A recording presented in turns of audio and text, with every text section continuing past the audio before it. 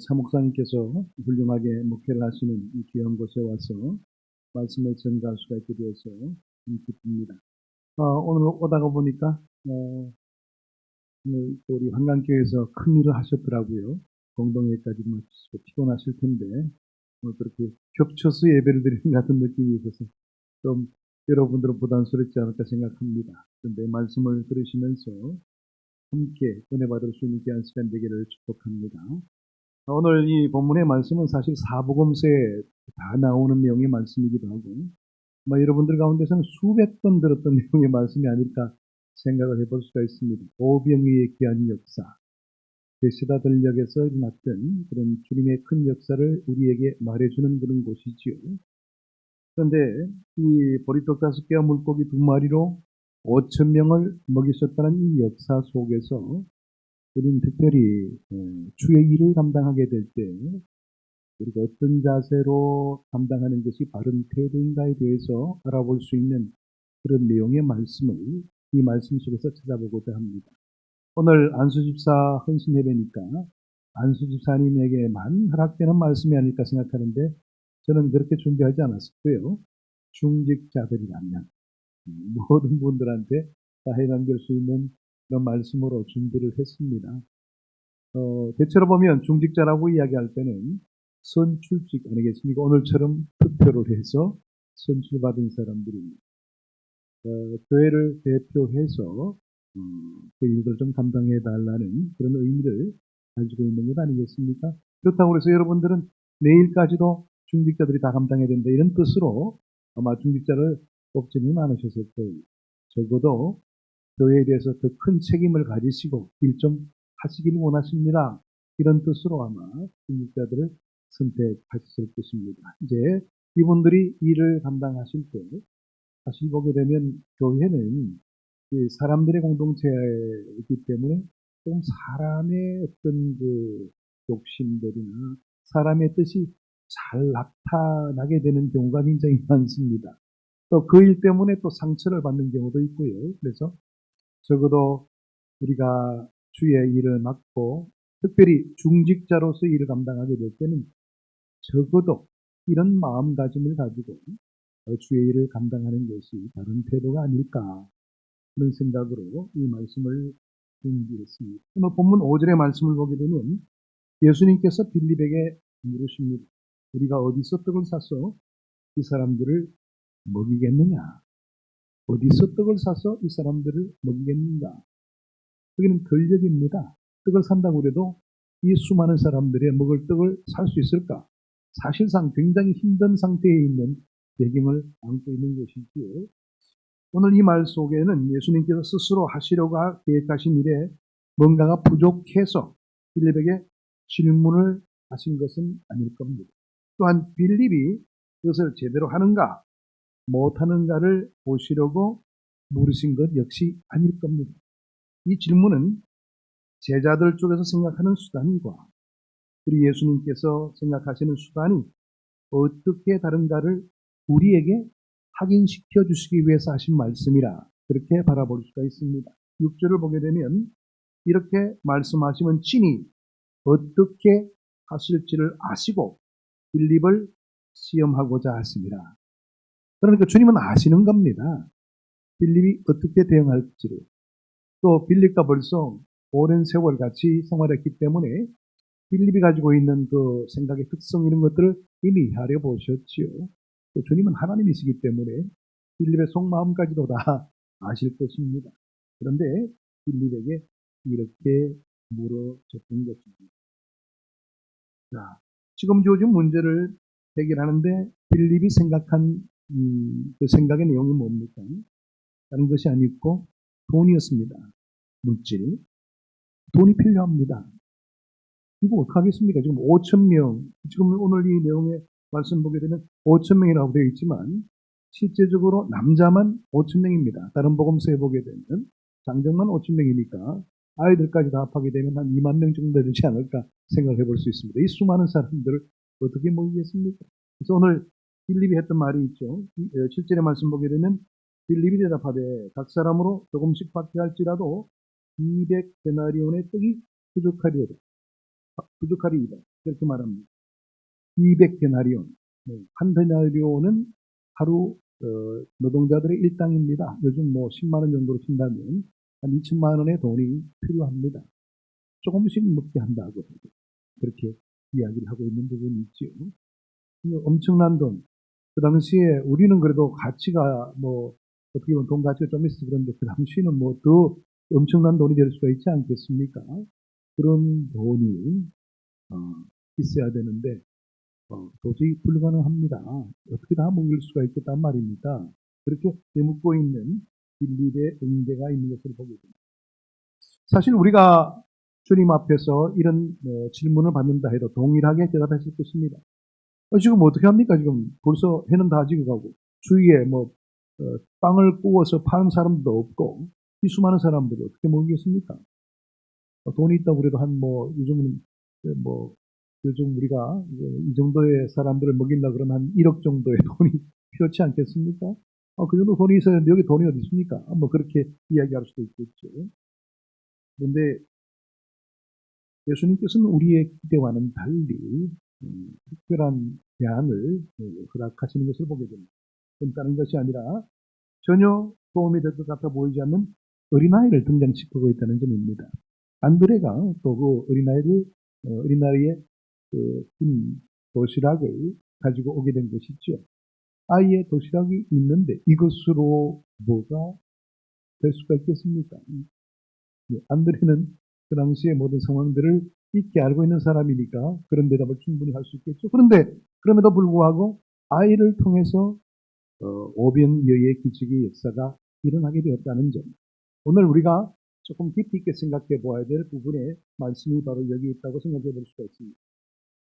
오병이어의 사건에서 어린아이가 가진 것을 주께 맡겼을 때 그것으로 5천 명을 먹고도 12강주리가 남게 되는 그런 큰 역사.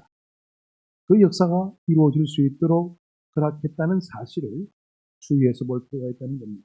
그래서 우리가 알아야 될 사실은 그 어린아이가 단지 자기가 먹을 도시락을 예수님께 내어놓았기 때문에 기적이 일어난 것은 아니라는 점입니다. 또 그 아이의 도시락이 있었기 때문에 주님이 기적을 행하신 것이 아니라는 것. 이것 좀 주의해서 볼 필요가 있습니다. 이 아이가 만약에 도시락을 내놓지 않았다면 그러면 그 사람들을 다 쫄쫄 굶게 만들었을까요? 주님께서는요, 돌로도 떡을 만드실 수 있는 분이십니다. 원하시기만 한다면. 그러니까 그런 측면에서 바라볼 때 오늘 이 어린아이가 물고기와 떡을 갖다 바친 것은 자신의 진심을 주께 맡긴 행위였기 때문에 다시 말해서 자기가 먹을 떡을 포기하고 주님의 손에 맡기게 되면 주님께서 알아서 하실 것이라는 확신을 가지고 주었기 때문에 그 진심이 주님께 전달됨으로 통해서 이루어진 일이라 이렇게 바라볼 수 있어야 될 겁니다. 그래서 주님은 그 도시락을 사용하신 것입니다. 우리가 주의 일을 감당할 때마다 우리가 주님께 맡겨야 될 마음도 우리의 진심입니다. 우리는 주의 일을 감당하게 될 때요. 항상 우리의 생각의 방법으로 이야기를 먼저 합니다. 아까 빌립이 이야기했던 것처럼 지금 건축 앞두고 있죠? 건축하게 되면 이러한 것이 필요한데 이런 것도 없는데 어떻게 우리가 건축할 수 있겠습니까? 뭐 이런 여러 가지 이야기들을 할 수 있겠죠. 이게 우리의 계산 방법입니다. 건축하지 않을래? 건축을 해야죠. 그런데 이게 안 되는데 무슨 건축을 합니까? 중요한 것은 우리가 건축하고자 하는 그런 의지, 반드시 우리가 힘닿는 대로 최선을 다해서 건축을 해보고자 하는 그런 의지가 우리가 먼저 필요한 것이죠. 하나님께서 분명히 이 일에 개입해 주실 거다. 우리가 마음을 합하게 되면 정말 이 일을 위해서 기도하는 마음으로 준비해 왔는데 이 일들을 주님께 맡기는 심정으로 나가게 되면 하나님께서 하실 거다.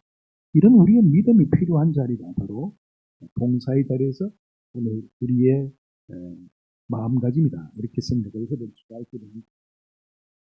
우리는 우리가 소원하는 어떤 일을 이루기 위해서 우리가 가진 씨앗이나 조건을 바치는 것 아닙니다. 이것 바치게 되면 주님이 해주실 거죠. 이런 상태로 우리가 주의 일을 감당해서는 안 된다는 겁니다. 나의 열심이 꼭 이 일을 주님의 일로 온전히 쓰임받기를 원하는 열정, 여기에서 뭔가 판가름되는 것이지 주님 앞과 이제 딜을 하는 그런 경우가 생기게 된다면 이건 봉사나 내가 주님 앞에 헌신하는 모습은 될 수가 없다는 사실을 아셔야 된다는 겁니다. 우리 쪽에 내놓는 그 어떤 것도 예수님을 능력 있게 일하실 방법이 되는 것은 아니다는 거예요. 우리가 아무리 많은 것들을 준비한다고 해도 주님께서 그 일, 우리가 그런 준비를 했기 때문에 역사하시고 그런 것은 아니라는 겁니다. 주님의 마음이 들 수 있는 그런 우리의 기본적인 태도가 우리에게 우선된다는 것을 우리가 먼저 알아야 된다는 것이죠. 우리 쪽에서 굳이 예수님의 일을 위해서 할 수 있는 것이 있다면 이 어린아이와 같이 물고기 2마리와 보리떡 5개를 내어 맡기는, 다시 말해서 자기 자신을 예수님 품에 내어 맡기는 헌신이 필요하다는 겁니다. 우리의 두뇌로 뭔가 계산하기 이전에 내가 정말 이 건축하는 그 일에 마음과 뜻을 다하고자 하는가? 어려운 상태에 있지만은 그러나 내 모든 것을 맡기는 심정으로 이 일에 마음을 두고 있는가? 여기에 모든 것이 판가름될 수가 있다는 겁니다. 우리는 교회에 무슨 일이 있어서 예산이 필요할 때에 헌금을 하면 그 헌금 자체만이 주의 일에 사용되었다, 그런 생각을 가질 때가 많습니다. 그러나 물질 자체만이 하나님 앞에 받아들이는 것만은 아닙니다. 주님은 물질보다 오히려 하나님 앞에 맡긴 내 심정, 진심을 더 귀히 여기신다는 사실입니다.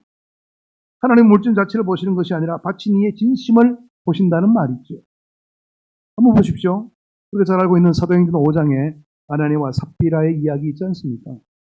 아나니아와 삽비라는 땅을 바친 그 헌금을 가지고 바치고 나서 죽었습니다. 안 바친 사람보다 훨씬 낫지 않겠어요? 바쳤는데 왜 죽느냐 말이에요. 그의 진심이 아니었기 때문에 그런 겁니다. 땅을 팔 때는 이 정도쯤은 내가 진심으로 준비하고 있다고 생각했는데 팔고 나서 마음이 달라지게 된 것이죠. 그래도 바쳤어요. 우리가 일반적으로 우리의 인간적인 생각에서는 바치지 않는 사람보다 훨씬 더 충성된 사람 아닌가, 그렇게 생각할 수 있죠. 그런데 주님의 입장에서는 다르다는 겁니다. 베드로는 뭐라고 물었습니까? 이게 다냐고 물었어요. 그럴 때 다다고 말했습니다. 진심이 아닌 마음을 드러내게 된 것이죠. 결국에는 이 일로 인해서 그 두 부분은 죽음을 맞게 되었습니다. 주의 일을 하게 될 때 인간적인 셈법으로 나가지 말자는 겁니다. 적어도 우리가 주의 일이 한 마음이 되기를 원하고 뜨거운 열정 가운데서 응집된 그런 마음의 자세, 믿음, 이것이 더 필요한 부분인데 우리는 이걸 생각하지 않고 있어요. 예수를 믿는다고 말하면서도 가장 가능성 있는 부분들은 물질 그 자체, 우리가 생각하고 있는 기본적인 논리, 여기에 더 주안점을 두게 되더라는 겁니다. 이것이 결국 일을 망치게 되는 결과가 될 수밖에 없다는 사실을 의미해야 될 겁니다. 예수님께서 빌립에게 우리가 어디서 떡을 사서 이 사람들을 먹이겠느냐, 이렇게 질문을 하던 요한복음 6장의 사건과 지금 우리의 처한 현실적인 상황은 하나도 다르지 않습니다. 언제든지 이런 명제 앞에서 우리가 설 때가 많다는 겁니다. 내가 가진 것을 꺼내놓는 것으로, 다시 말해서 내 노력의 결과로 그 많은 사람들을 다 먹일 수는 없는 겁니다. 근데 우리는 노력만 하려고 그럽니다. 환경 탓을 할 때가 많습니다. 해도 안 되네요, 뭐 이런 식으로 이야기할 때가 많이 있는 것이죠. 또한 우리의 인생을 보게 되면 그 많은 것을 마련할 수도 없는 일들이 비일비재합니다. 다 충족되어서 일을 진행하는 것 아니라는 것이죠. 그 많은 일들이 우리가 준비된 것과는 상관없이 어려운 일들로 봉착될 때가 굉장히 많이 있게 되는 겁니다. 그러므로 주의 일을 할 때 늘 기억해야 할 것은 내가 꺼내놓은 것이 어떤 목적이나 결과를 이루는 조건이 아니라는 점을 먼저 아셔야 된다는 점입니다. 그것 뒤에는 어떻게 나를 주님께 맡기느냐의 싸움이 도사리고 있다는 점을 다시 한 번 더 깊이 있게 생각을 해야 될 겁니다. 성경에서는 언제나 어떻게 자신을 비워서 부서뜨리고 주님 앞에 쓰임을 받느냐 하는 것을 봉사요, 헌신이라 이렇게 이야기하고 있는 겁니다. 우리 말만 봉사라고 그랬지요. 내 뜻을 고집할 때가 많이 있는 것을 보게 됩니다. 우리가 우리의 힘으로 그들을 다 먹이는 것을 봉사라 이렇게 생각할 때가 많습니다. 그런데 성경은 그런 것을 봉사라고 말하지 않고 있다는 점입니다. 그 일에서 주님이 드러날 수 있도록 만들어가는 것, 여기에 봉사의 의미가 있는 겁니다. 그래서 봉사를 서비스라 그럽니다. 내가 어떻게 대가 없이 그것들을 함으로 통해서 그 당사자가 기쁨을 얻도록 만드는 것을 봉사라고 이야기하는 것이죠. 그런데 우리는 일을 할 때도 꼭 대가를 먼저 생각합니다. 계산적이 되더라는 것이죠. 이것 하면 좀 알아줄래나? 제가 이제 인천에서 목회하게 될 때 그런 일이 있었습니다. 한 권사님이 피아노를 기증을 하셨어요. 근데 이 권사님은 매번 제일 일찍 와서 하시는 일이 있습니다. 뭘 할까요? 피아노를 닦는 일을 하는 거예요. 사람들이 올 때까지. 그러니까 이 권사님은 사람들한테 피아노를 바쳤다는 이야기를 전혀 하지 않았는데도 저 권사님이 피아노를 바쳤다는 걸 다 알고 있습니다. 우리의 마음가짐들이 이렇다는 것이죠. 알아주기를 원하고 드러나기를 원하고 인정받기를 원하는 것이 우리의 봉사가 되고 헌신이 된다면 그건 이미 그 봉사와 헌신의 의미를 상실해 버리고 만다는 겁니다. 사실 중직자가 되어서 봉사할 경우가 많지 않습니까? 또 중직자로서 내가 또 이 정도는 해야 안 되겠나 이런 생각을 가지고 있을 때가 많죠. 부담감도 됩니다만은 그런데 그 모든 일들이 나 자신을 드러내는 일이 된다면 주님이 드러나는 것이 아니고 나 자신을 드러내는 일이 된다면 그건 정확한 봉사라 헌신이라 이해할 수 없다는 사실입니다. 자, 우리는요 5,000명을 다 먹이려고 동분서주하면서 열심을 내고 있을 때가 참 많이 있습니다. 돈을 만들어서 5,000명을 다 먹이기 위해서 이렇게 힘쓰고 애쓰는 것이 우리의 봉사다 이렇게 여길 때가 많이 있다는 겁니다. 그러나 이것은 예수님이 말씀하시는 봉사와는 전혀 다른 것입니다. 봉사는 먹고 마시는 것에 관한 싸움은 아니죠.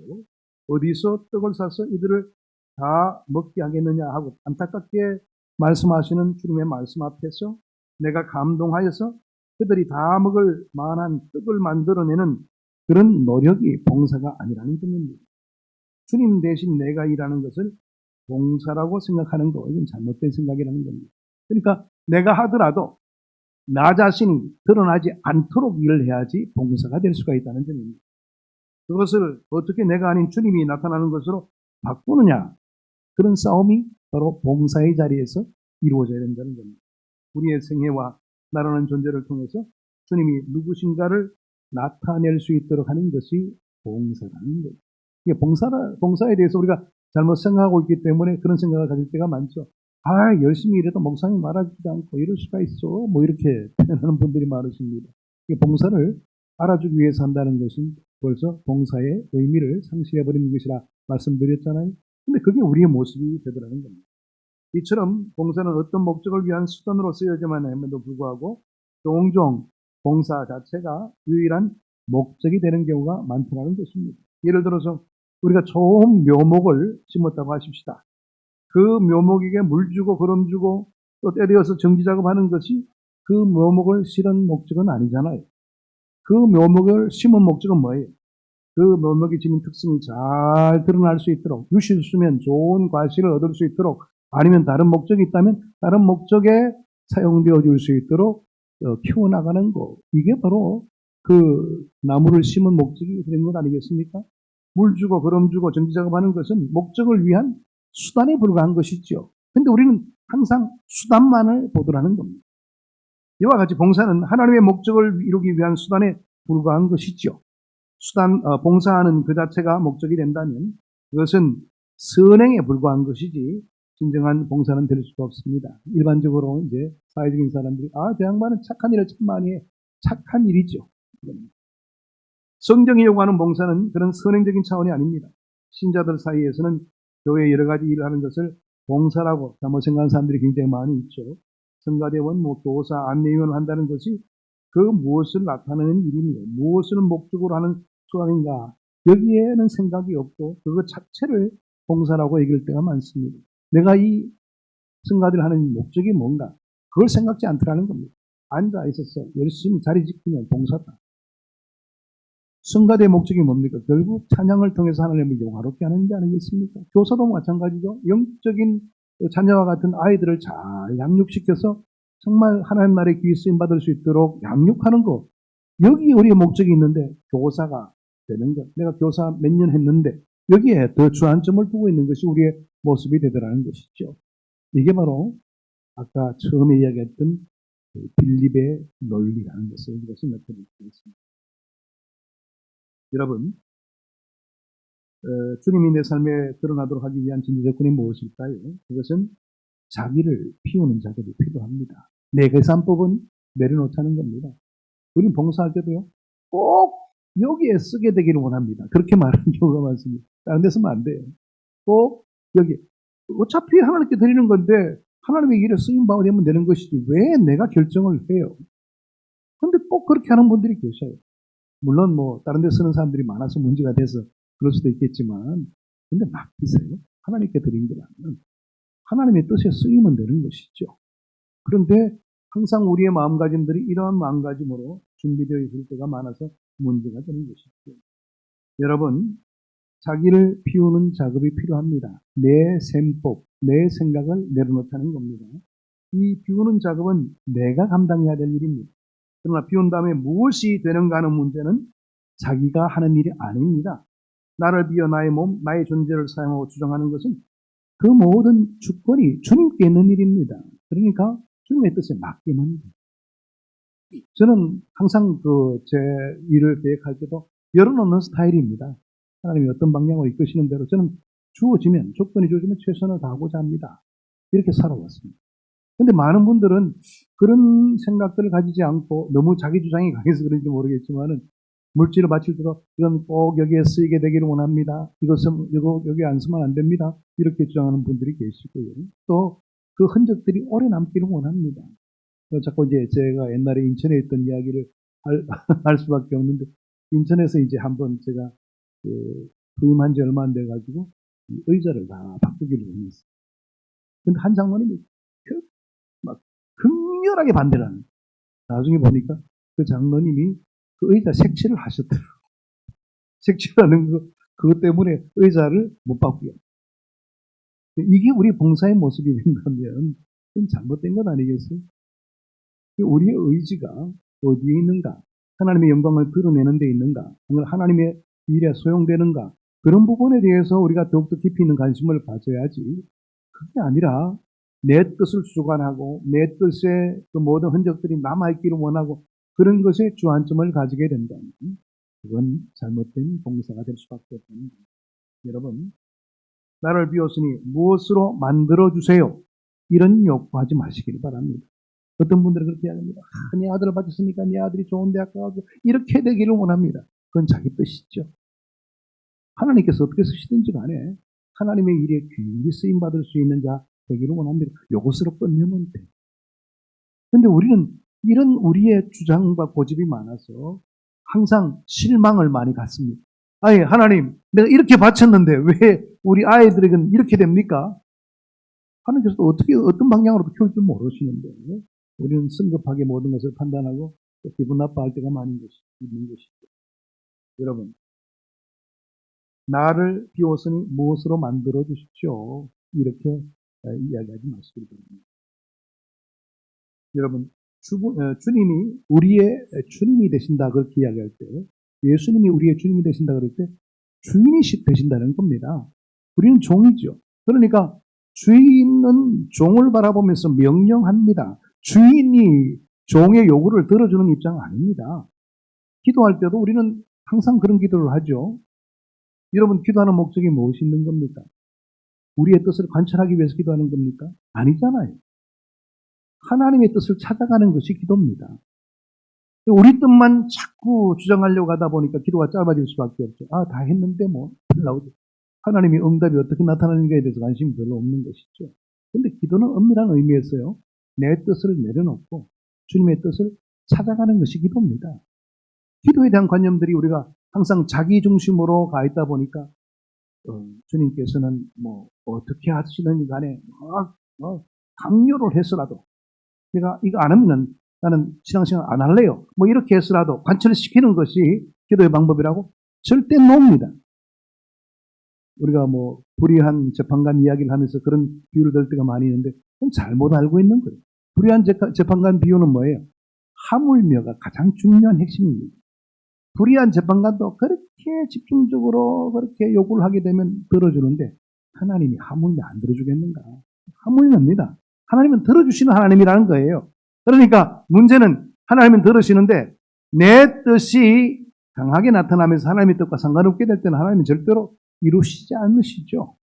그러니까 기도할 때 끊임없이 주님의 뜻을 찾기 위한 노력들이 병행되는 것처럼 봉사할 때도 주님의 뜻을 드러내는 그 일에 집중하는 것이 다른 태도가 된다는 것을 아셔야 합니다.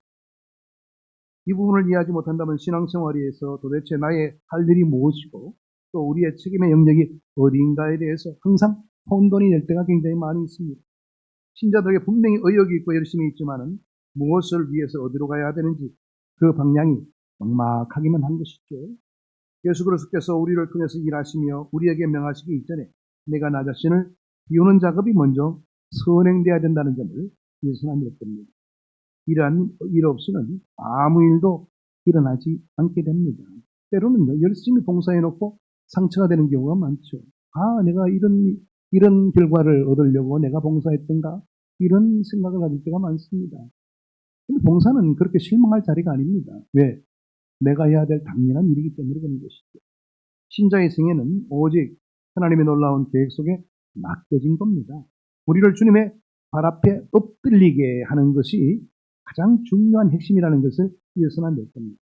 우리 자신을 비우며 우리 자신을 없는 것으로 취급해서 주님 앞에 바칠 수 있는 우리의 의식들이 먼저 선행되어야 된다는 겁니다. 그때서 비로소 주님께서 우리를 들어서실 수 있는 것이지요. 그런데 아무도 그렇게 하지 않으려 한다는 점에 있어서 우리의 현실이 있는 겁니다.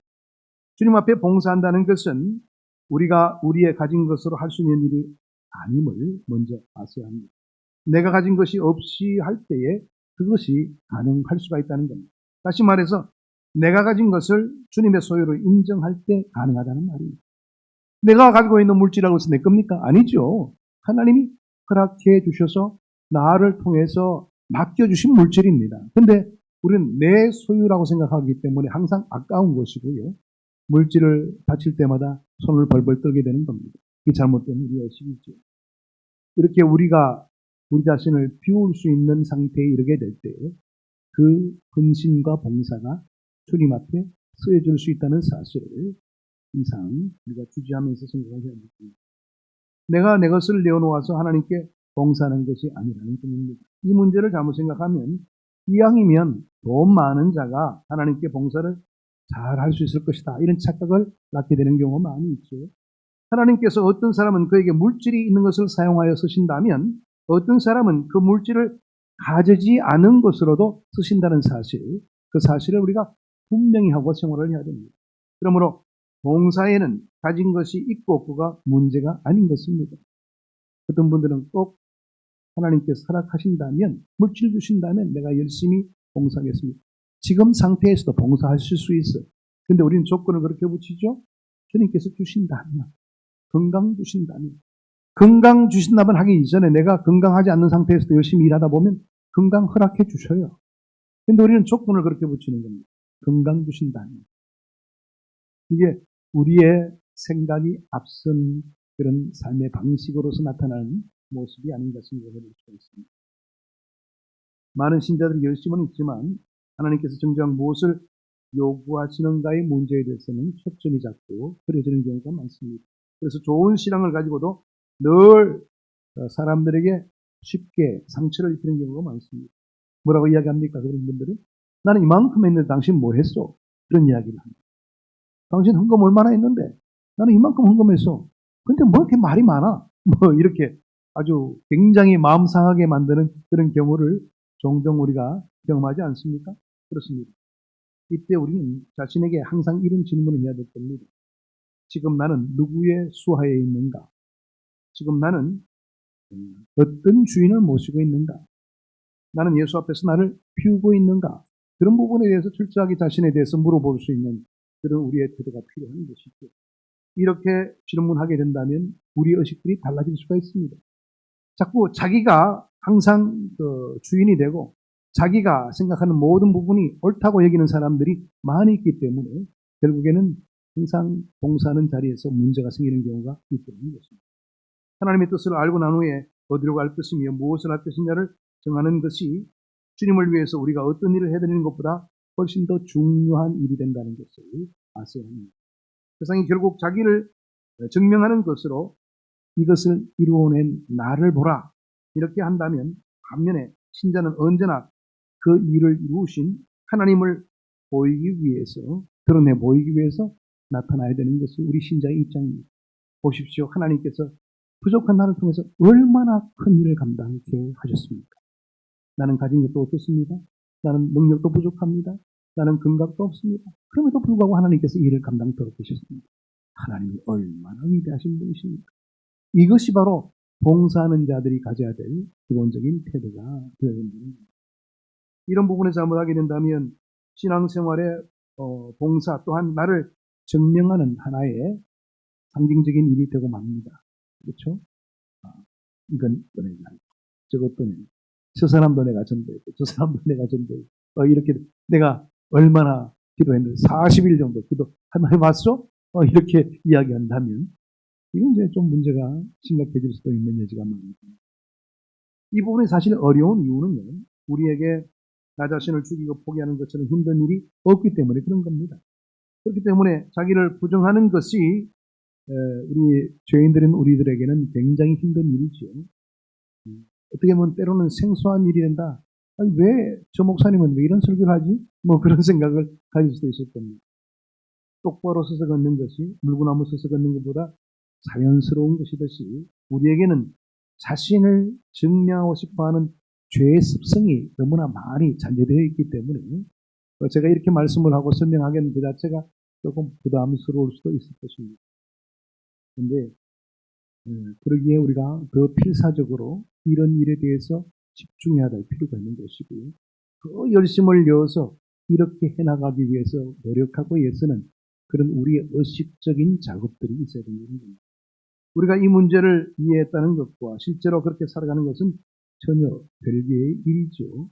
근데 우리의 습성 가운데서 그런 생각들을 많이 가집니다. 내가 알고 있으면 꼭 그렇게 사는 것처럼 여기는 분들이 많으세요. 그렇지 않습니까? 내가 알고 있는 것하고 그렇게 사는 것하고 다르죠. 근데 우리의 착각이 뭐냐니까? 성경 말씀, 다 알아. 그렇게 살아? 그럴 때는 뭐 조금 뜬금이겠지만, 근데 우리가 알고 있다는 것 자체가 사는 것과는 다름에도 불구하고 우리는 그런 착각을 하면서 살아갈 때가 많습니다. 바로 그렇게 산다는 뜻이 되겠죠? 근데 정말로 그렇게 삽니까? 오늘 우리의 입지가 바로 그런 부분이 많이 있다는 겁니다. 마치 운동을 처음 배울 때처럼 볼 때는 분명히 이해를 합니다. 내가 한번 하면 될 것 같아요. 근데 실제로 해보면 안 되잖아요. 네? 운동 선수가 되기 위해서 필요한 자세는 뭐냐면 그 반복되는 것을 수없이 해서 배팅 자세를 만들어내는 거예요. 야구 선수 같은 경우는. 뭐 투수도 마찬가지죠. 수많은 연습을 해서 자기의 투구를 만들어내는 겁니다. 연습 없이 어떻게 돼요? 사실 우리의 마음을 피우게 되고 또 주님의 뜻을 온전히 드러낼 수 있는 일에 집중하게 된다는 거 쉬운 일이 아니면 틀림이 없어요. 그럼에도 불구하고 우리가 해야 된다고 말이에요. 해야 된다는 말이에요.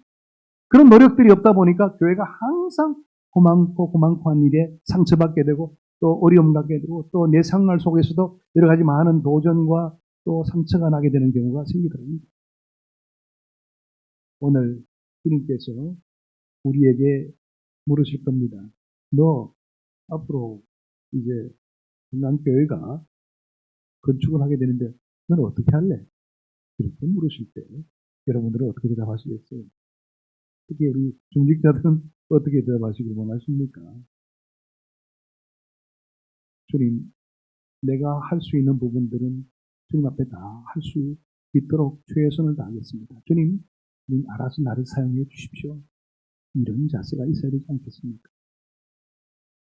오병이의 역사, 이건 굉장한 역사입니다.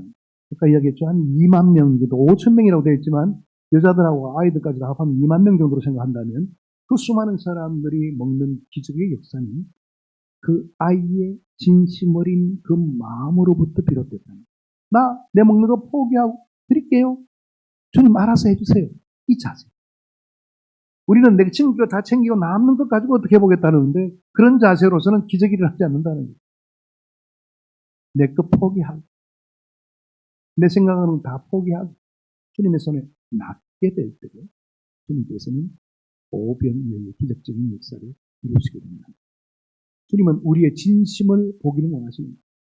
아나니아와 삽비라처럼 바치고 노력하고 봉사하고 야단 맞는 어려움 당하는 그런 일은 없어야 되지 않겠습니까? 우리의 삶에 도전이 되는 그런 내용의 말씀, 오늘 이 본문의 말씀 속에서 우리에게 새로운 하나의 이정표로서 우리에게 제시를 하고 있는 겁니다. 너 어떡할래? 오늘 이 주님의 물음에 제가 성을 다해서 주님 앞에 헌신하는 마음으로 주님 앞에 모든 것 의지하는 마음으로 주님 앞에 나가겠습니다. 주님 알아서 써주십시오. 이런 자세가 여러분들에게 있어서 이번 이 모든 어려움의 과정 속에서 진행되는 이 건축 과정이 하나님의 뜻 가운데서 오병이어의 역사처럼 이 한강교회가 빛을 발할 수 있는 그런 기회를 갖게 되기를 축복합니다. 기도하겠습니다. 하나님 감사합니다. 어려움의 과제 속에 우리가 놓여질 때에 우리의 마음은 심히 떨립니다. 이것도 해야 될 것 같고 저것도 해야 될 것 같고 분주하기만 합니다. 주님께서 우리에게 원하시는 것은 너 진심이 어디 있는가? 정말 내 일에 관여하기를 원하는가? 나의 영광을 위해서 네가 쓰임받기를 원하는가? 여기에 주님께서 주안점을 두고 있는데요. 우리는 자꾸 겉에만 우리의 생각대로만 모든 것들을 감당하고자 하는 그런 의지가 강함을 주님 앞에 고백합니다. 아버지, 이런 잘못된 생각들은 다 내려놓게 하시고 오늘 이 도시락을 바치면서 자기의 인생을 다 주님 앞에 내어놨던 이 어린아이의 심정, 우리의 삶 가운데 항상 유지하게 도와주셔서 하나님의 선한 뜻 가운데 쓰임받게 하시고 날마다 우리의 삶의 흔적 속에서 주님의 살아계심만 증거될 수 있도록 은혜 나리여 주옵소서. 오늘 이렇게 안수 집사님들 헌신 예배로 이렇게 마음을 다하고 있습니다. 하나님 이 자리에 함께 하시고 안주 집사님뿐만 아니라 모든 중직자들이 한 마음이 되어 주의 몸된 교회를 위해서 최선을 다하고자 하는 새로운 각오가 온전하게 자리 잡을 수 있도록 은혜 나리여 주옵소서. 예수 그리스도 이름으로 기도하옵나이다.